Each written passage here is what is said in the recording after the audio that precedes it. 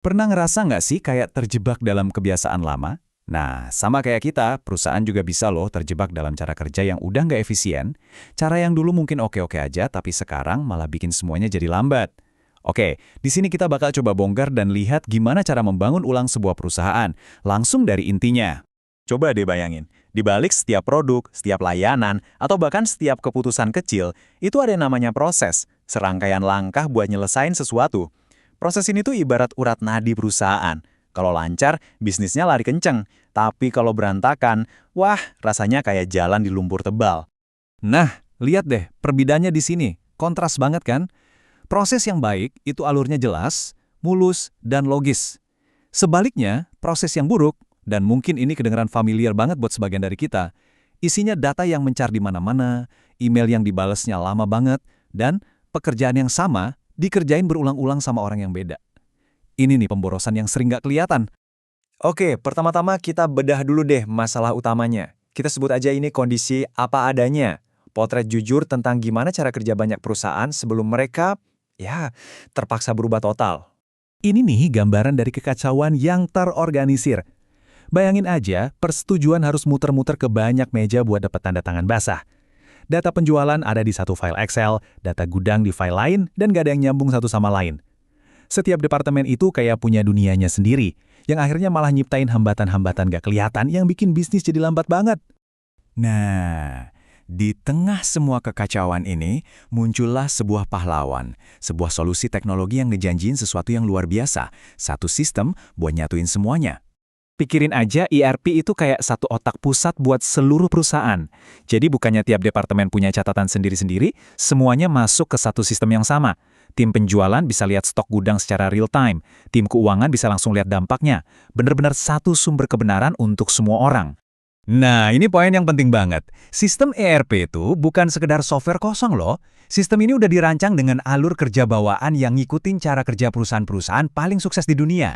Jadi sebenarnya sistem ini nggak cuma ngasih kita alat, tapi juga ngasih cetak biru tentang gimana cara pakainya dengan benar. Pertanyaan bagus. Kedengarannya gampang banget ya kan? Tinggal beli teknologi canggih ini, pasang di kantor, dan semua masalah proses yang berantakan tadi bakal lenyap gitu aja. Sayangnya, kenyataannya jauh lebih rumit dari itu. Disinilah kita sampai ke inti dari sebuah transformasi sejati. Ternyata, teknologi aja itu nggak cukup. Kita harus ngelakuin sesuatu yang jauh lebih mendasar. Namanya, rekayasa ulang proses bisnis atau biasa disingkat BPR. Ini nih definisi klasik dari para penggagasnya. Coba deh perhatiin kata-kata yang mereka pakai. Fundamental, radikal, dramatis. Ini bukan soal perbaikan kecil-kecilan ya. Ini soal membongkar semuanya sampai ke akarnya dan membangun lagi dari awal. Oke, mari kita pecah satu persatu. Fundamental itu artinya kita nanya kenapa ke semua hal yang kita lakuin, bahkan yang paling dasar sekalipun. Kenapa kita butuh proses ini? Radikal artinya kita harus berani buang cara lama dan mulai dari nol, bukan cuma nambal sulam yang udah ada. Dan dramatis, tujuannya bukan perbaikan 10%, tapi lompatan 10 kali lipat. Contohnya nih, bukan sekedar mempercepat proses persetujuan faktur, tapi mungkin menghilangkan proses faktur itu sama sekali. Ini perubahan skala besar. Jadi, gimana caranya perusahaan pindah dari cara lama yang berantakan ke cara baru yang super efisien? Ya, mereka butuh peta. Dan di dunia bisnis, peta ini namanya analisis kesenjangan. Ini tuh kayak langkah diagnosis yang super penting. Sebelum kita bisa membangun masa depan, kita harus ngerti banget kondisi saat ini lengkap dengan semua masalah dan pemborosannya. Analisis ini nunjukin jurang pemisah antara posisi kita sekarang dan tujuan yang mau kita capai. Dan slide ini nunjukin transformasinya dengan jelas banget. Kita pindah dari tumpukan kertas ke alur kerja otomatis. Dari yang tadinya masukin data yang sama berkali-kali di sistem yang beda, jadi cukup satu kali entry. Persetujuan yang dulu makan waktu berhari-hari, sekarang bisa selesai dalam hitungan menit lewat sistem. Ini lompatan besar dari era analog ke era digital yang terintegrasi. Oke, sampai sini kita udah banyak ngomongin soal proses, soal software, tapi perubahan terbesar dan jujur aja yang paling susah, itu bukan soal teknologi, sama sekali bukan. Ini soal manusia. Dulu di struktur perusahaan yang tradisional, para manajer itu seringkali punya kuasa karena mereka yang pegang kendali aliran informasi. Merekalah penjaga gerbang data. Pengetahuan yang mereka simpan itu ngasih mereka status dan peran yang penting. Nah, sistem ERP ini ngebalikin itu semua. Tiba-tiba, informasi jadi transparan, bisa diakses sama siapa aja yang butuh, dari staf paling depan sampai jajaran direksi.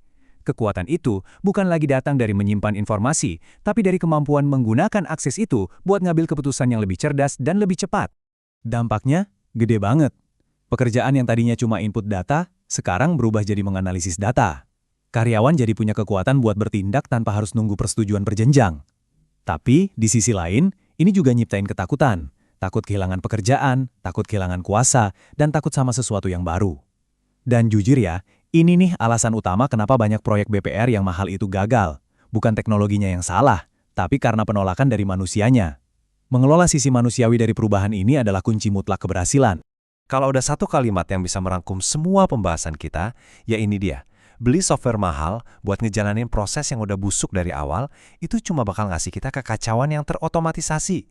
Kita cuma akan ngelakuin hal yang salah dengan lebih cepat. Transformasi yang sejati itu butuh keberanian buat benerin prosesnya dulu.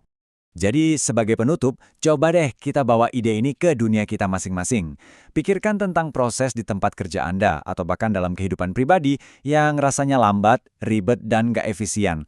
Apa ya yang bakal terjadi kalau Anda nggak cuma memperbaikinya, tapi benar-benar merancangnya kembali secara radikal dari sebuah lembaran kosong?